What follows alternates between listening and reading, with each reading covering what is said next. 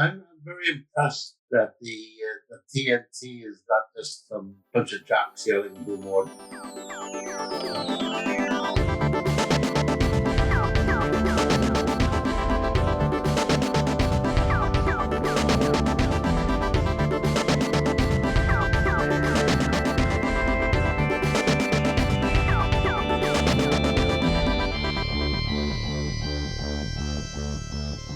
We are about to launch.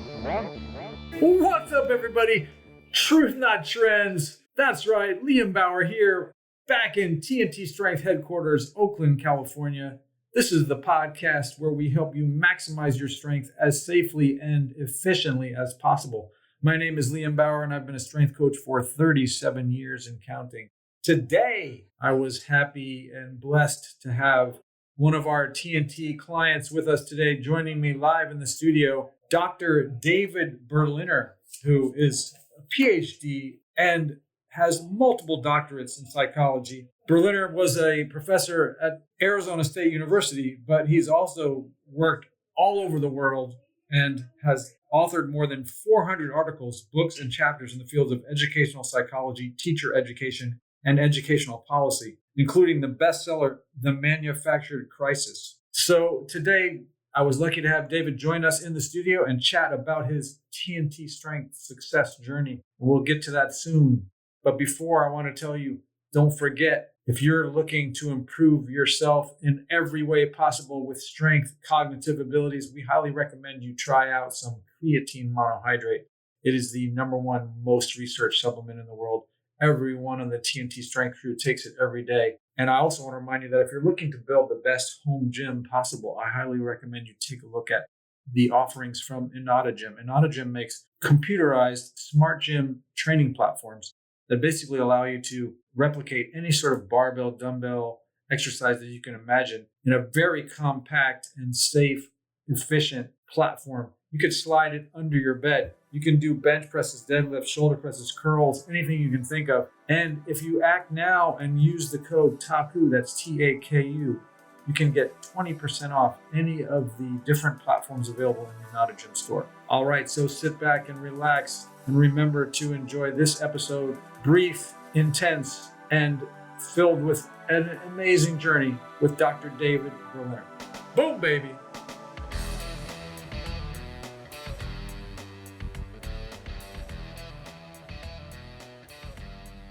Thank you so much for joining us here on the TNT Strength Podcast, David. And I like to call this the Client Success Series for TNT. And why don't you start out by just giving a little bit of background about you and where you're from and all that good stuff. I moved to California about 3 years ago from Arizona. I was a professor at Arizona State University for about 40 years. Came out here to be near my daughter as I age, and wife needs special care. And as soon as I got here, I thought my age to keep my body in shape and walk by TNT a couple of times. I thought, why don't I go in and chat? Been working out here for almost 3 years. That's awesome. So what inspired you to begin this strength training journey with TNT?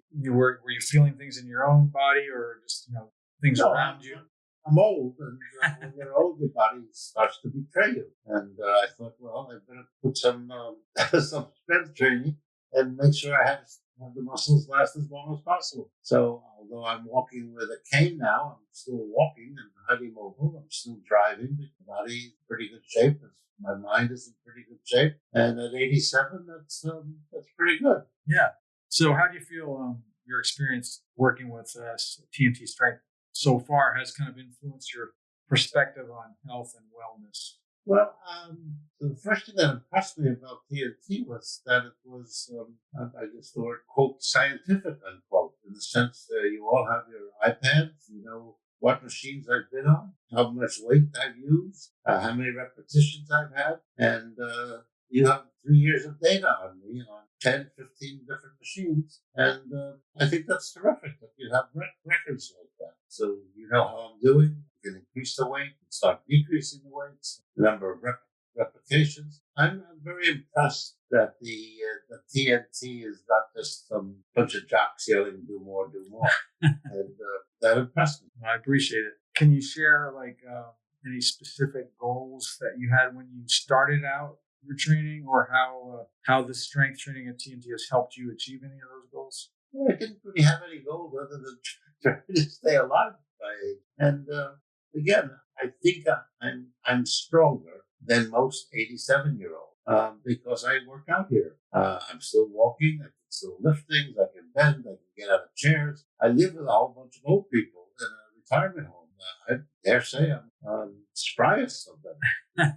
That sounds pretty good. So, what aspects of our approach at TNT Strength, what aspects of our training approach do you find like sort of the most effective or unique? Well, I think the record keeping is what impressed me right from the start.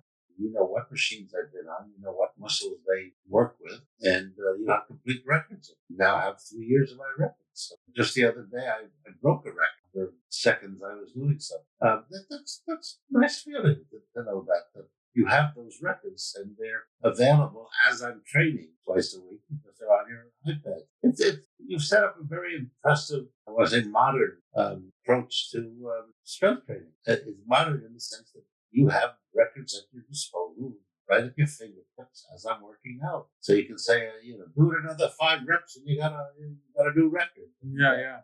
And that's nice. Yeah, it's funny, it's something that we talk about quite a bit, on our podcast and in our, other displays, on the blog and so forth about just simple, aspects of effective training. And obviously being progressive is one, and to be progressive, you have to know where you were to know where you're trying to go, right? And to try to, if you don't measure it, right, you can't improve. And it is a mistake that people make so often in their personal journeys.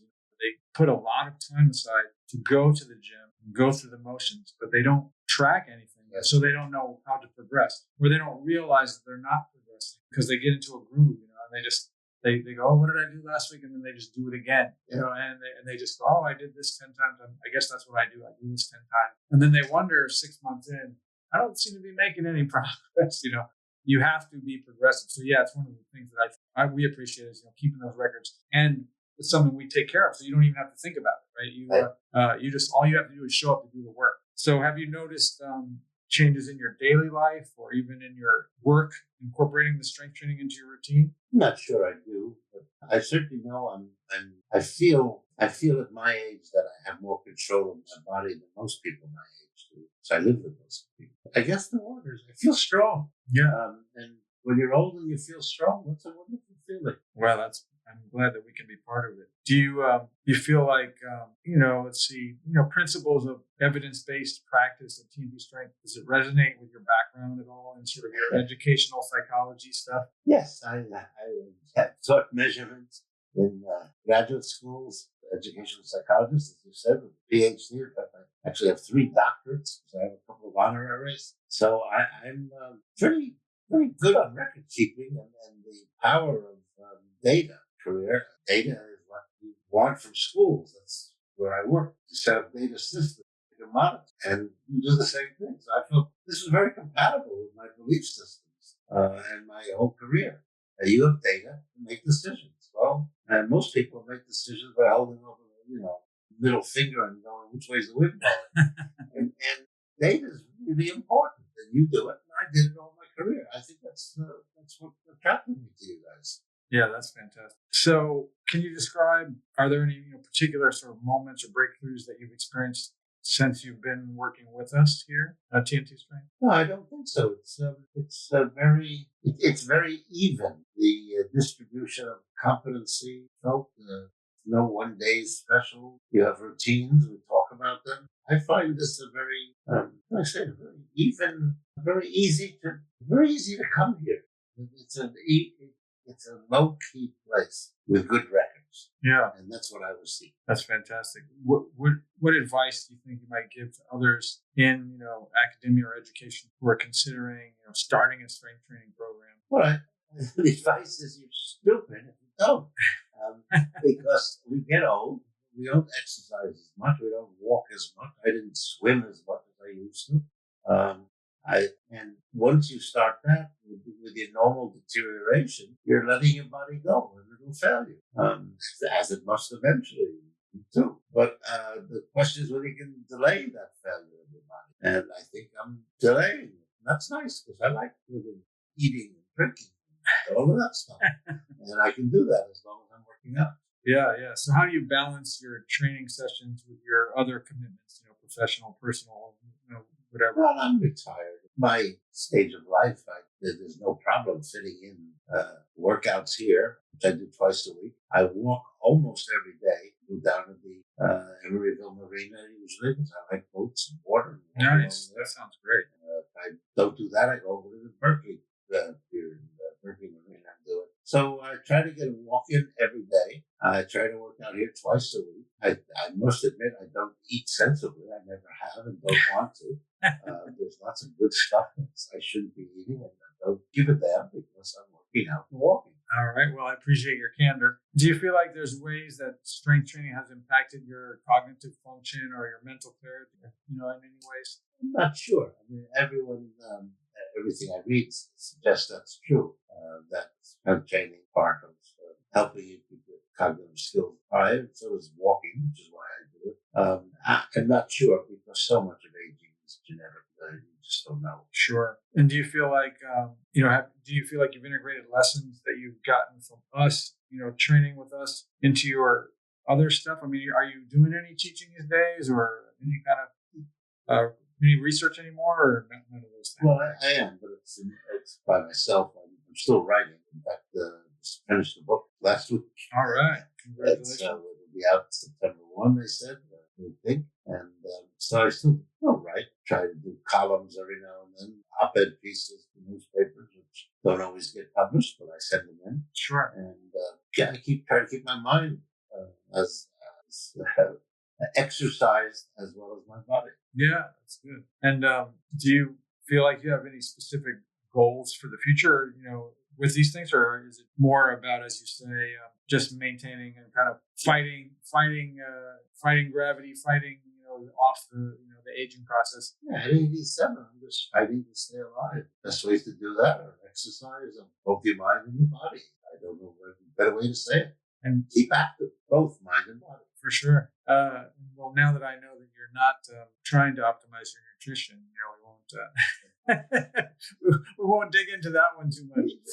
There are things I don't want to give up. I don't want to give up a glass or two of wine a day. Sure. And someone said all alcohol is bad for you. And I've seen a lot of old Italian guys that I used to go fishing with, and they drink a lot of wine. Yeah. Those are my mottos, my heroes. I think the genetics, like you say, is so diverse. The term I always use is that, humans are expressed on a broad continuum, right? And it is very broad. And everything that you could imagine, possibly many that we can't imagine, is expressed, whether it's height, some are obvious like height or skin color or other things, and there's some are much more subtle. And every one of those little incremental differences is out there somewhere in the world. And so, sometimes you can't explain, why someone can smoke for their whole life and never manifest a smoking-related illness. Exactly. And others will, get cancer immediately, almost seems like from secondhand or thirdhand smoke, right?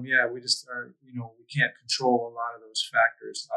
The term I usually use is like a lot of it is built in at the factory. That's what I say. Which is another way of saying genes count. Yeah, they do, and it's funny because a lot of people don't like to hear that. Well, of course they don't. They think they're masters of their own fate. Yeah, and to some extent, we are. I mean, sure. What you eat, how much exercise you do, sure, is you making decisions. But the genes are the overall. Yeah, and what we've learned about them, which is amazing, is that they're more malleable than we used to believe, right? Because I always think of them as levers you can pull, right? And if you don't pull them, you're not necessarily optimizing whatever the package you was built in with, right? Well, but you can not optimizing. Yeah, but you can still pull those levers, like you say, different nutritional choice, or not smoking, or whatever, choosing to walk or not to walk, and they're simple things, right? That can make a big difference. So it sounds like you're making a lot of really simple but effective choices. And fascinating, the population that you're surrounded by now, it really,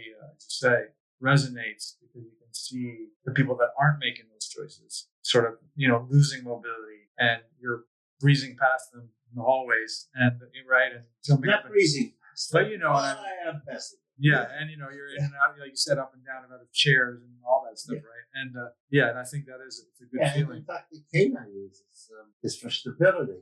I have not fallen, and which is the curse of old age. Sure. Once they fall, they break their hip and they're gone. I started using a cane before I fall because I've seen what happens to people when they do fall. Sure. And I thought, well, I'm getting a little not quite as agile as I was. I'll start using a cane. Yeah. So it's a blow to my own self-image, but I try to keep healthy. Yeah. I mean, I'm obviously much younger than you, but older than most of the crew here at TNT. Being I'm 63, right? And so Jesse was born when I was graduating from college. And that being said, I feel the same as you do in my own population. I often see people struggling, even in my age or younger, with all kinds of things. And I actually, I live in an apartment with hardwood floors, and I was running around with my socks on and took a tumble, just slipped and I went down hard, bam, and I got right up and didn't even think about it. And then I thought, if I was somebody else, that might have been it. I might have hit the ground and, like you say, break a hip or who knows. I mean, I just bounced right back up and kept on going. And then I later thought, I'm okay, And I move pretty good in the world, feel pretty good about it. But I definitely have guys come in here who are younger than I am, who are really having a hard time. Yeah. So it's, I feel like I'm trying to do the same thing as you, and start sooner, and keep it going. My father was also super active my entire life. He was an athlete when he was younger, and then he kept on working out all the way through his 80s. He was going to the gym, and super healthy and mobile. He ended up passing away from something completely unrelated, the doctors basically gave him an infection that couldn't get stopped, right? So he basically got killed by the experts, not from his own life. And he had been a smoker for many, many years and never manifested any smoking-related illness. He just quit cold turkey, and he never got any smoking-related illnesses, which was amazing. So yeah, again, very robust, metabolism or whatever's going on in there. But yeah, this is all good stuff. So do you feel like, when you come into the gym, do you have the intention of these, any kind of specific, breaking records or anything like that?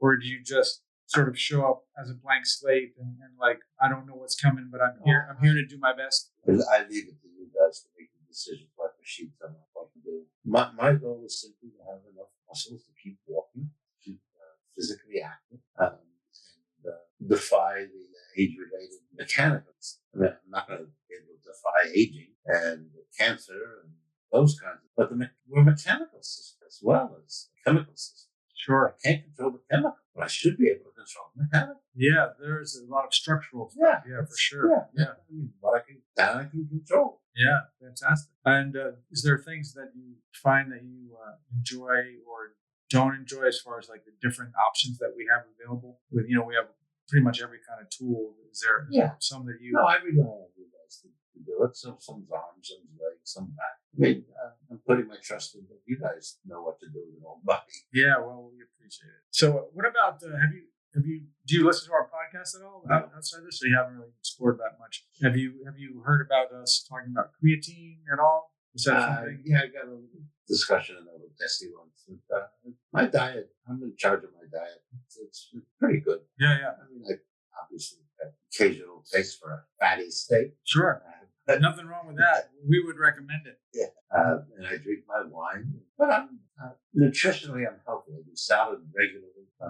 I typically skip lunch. I have a breakfast, cracker for lunch, and dinner. So I'm the reason why I asked about the creatine is that's another, it's a supplement that. It's protein.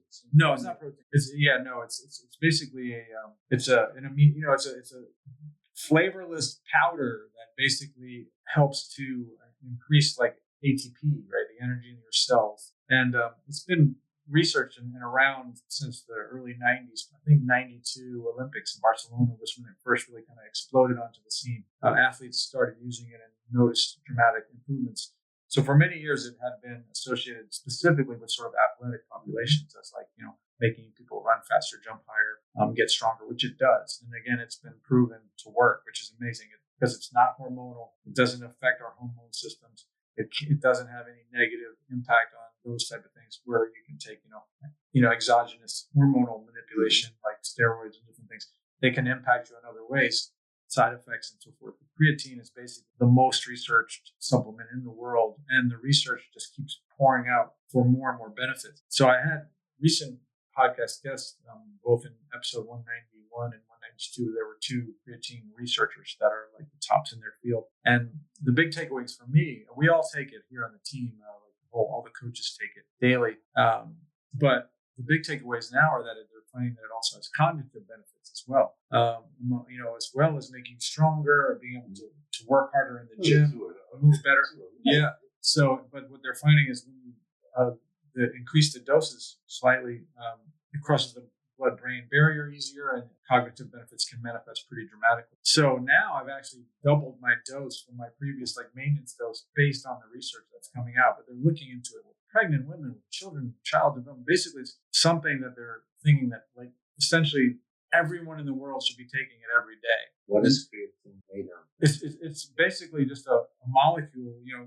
They call it creatine monohydrate. This is specifically what the molecule is. And again, when it exists in nature in meat, protein, beef and fish and stuff, but you don't get a lot. You have pounds and pounds of it to get the benefits of it, the extra sort of benefits. So what they find is it's very, very easy to take an exogenous amount. It's 5 grams, like a teaspoon basically, or at this point I take 2 teaspoons. And again, it's flavorless. It's a powder. You can mix it in other things. Let's say you eat yogurt. You could just stir it in there. You wouldn't even know it was there. You can't taste it. You drink coffee. You could put it in your coffee. You drink tea. You could put it in your tea. You could do anything. Basically, you don't have to change your routine. You just augment the routine that you have, and quickly it will saturate into your system. And what we usually recommend is you take it. They do what we call a loading phase. You take a little higher doses for about a week or 10 days, and then it loads into your system more quickly. But you don't have to do that. You could literally just start tomorrow and start taking a teaspoon a day. And within a month or so, it'll start to manifest the benefits of it just as it builds up in your body. And you will, among many things, you will actually get stronger when you're in the gym. You'll be able to do more reps, lift more weight, feel more powerful, have more energy for moving through the world. But also, again, you can get the cognitive benefits too. So it's something that we recommend for everybody. But again, we're all getting older, and that's one thing that none of us can stop. And the things we need to be doing to reverse that as much as the strength training is, regularly. And then this is a very easy intervention that you can kind of add to your existing routine. Yeah. So definitely something we can talk to you about it. And if you haven't, you might listen to those podcasts. Definitely number 191. It's only about 30 minutes, and it's really great with this top research guy out of Canada, just hammering all those points home. We had a really concise but informative discussion. Yeah, we'll put you into that. Well, I feel like I'm, getting all my questions answered. It's very concise, which I appreciate. And easy editing. Yeah. I don't have to do that. That's to my sound engineer, but he takes care of all that for me. Luckily, I used to have to do it. It's kind of like looking at the Matrix. You have to look at the code and know what to do with it. But any parting words for anyone to, sort of recommendations or, things that you think people should know about? No, I'm surprised more people where I live aren't working out here because they have so few apparatus to work out there that fucked everybody over by closing down pieces of the building. Oh, people from your space? Yeah. But I still think there's a market for you guys there. Sure. Once a year you have a presentation. Yeah, what we find when we go, because we have gone, I know, but what we find often, and we've got other work with other senior population places. What we find is often many of them want you to come to them, right? They don't want to go to you, even though we are very close to you guys. Yeah. So we would hope that many can make it here. And we do, as you know, have a few members. But what often happens is they're like, "Oh, can't you carve out time from your day to come here, regularly?" And we just don't usually have the time or the manpower, It's their job. Most of them won't. Yeah.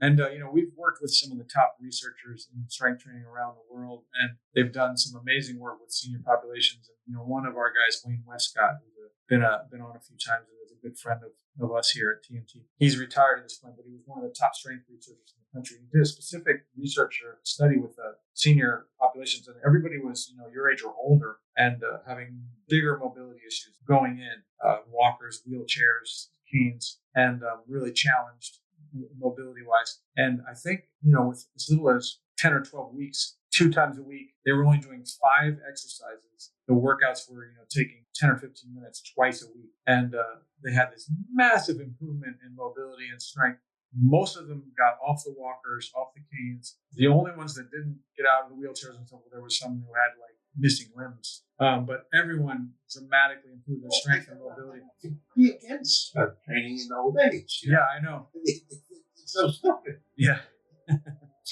Yeah, we always try to tell people we feel like it's a forever activity, right? And we don't care whether you do it with us, but we hope that you'll find a way to do it. But a 40-year-old doesn't think about it. No. But people my age, we know we're infirm, we know we're handicapped. We're not handicapped in a way that we're bedridden. We're handicapped. We can't walk as fast, walk as far, we have strength. We have trouble opening jars. Yeah. No, you're right. And it is definitely a hard sell for the younger population. Young people aren't good at projecting forward, right? Busy. Yeah, but they can't imagine themselves. Yeah. I was busy. I had kids to raise. I had work to do. Sure. I really couldn't fit this in easily. I could. Yeah. I could do it easily. In old age, what the hell? Well, we need you to go make a speech over there. We're gonna get you to give a talk at Merrill for us.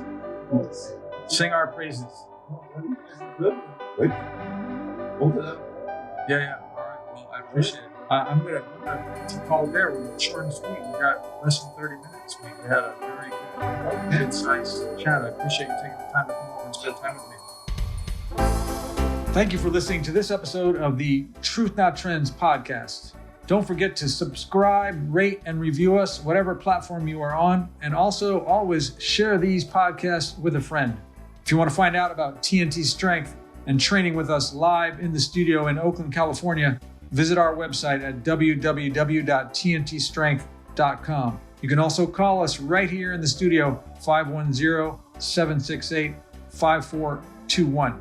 If there's a guest you'd love for me to talk to or a topic you want me to dig into, shoot me an email at TAKU@tntstrength.com. That's TAKU @tntstrength.com. And whatever you do, get rid of that stupid blue Bosu.